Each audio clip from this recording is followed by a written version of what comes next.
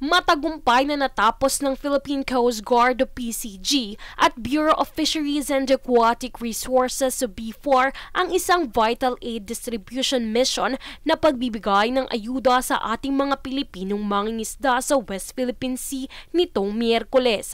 Yan ay sa kabila ng mga agresibong aksyon at pagbabanta ng Chinese Maritime Forces. Bukod pa rito, ang operasyong ito ay bahagi ng kadiwa sa bagong bayaning mangingisda na inisyatiba at binibigyang diin ng pangako ng gobyerno na pangalagaan ang kabuhayan ng mga mangingisdang Pilipino.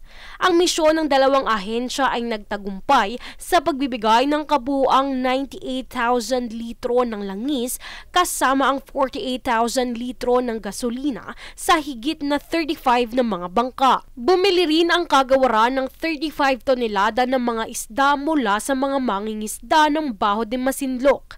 Ito ay para tiyakin at siguraduhin na may pagpatuloy ng mga mangingisda ang kanilang trabaho. Sa kabilang banda, naganap ang operasyon sa gitna ng pagtaas ng presensya ng maritime vessels ng China na may 15 Chinese Coast Guard vessels at 19 Chinese maritime militia sa Baho de Masinloc at Escoda Shoal. Samantala nitong October 3 lamang ay naglabas ng pahayag si National Security Advisor Eduardo M. Año na tinatanggap ang inihaing resolusyon ng isang bipartisan group ng mga senador ng Estados Unidos na muling pinagtitibay ang 74 taong gulang na Mutual Defense Treaty sa Pilipinas at kinundina ang mga agresibong aksyon ng China sa West Philippine Sea. Nakasaad rin rito na patuloy na ipagtatanggol ng Pilipinas kung ano ang nararapat para sa bansa na nakaangkla sa UNCLOS 2016 Arbitral Award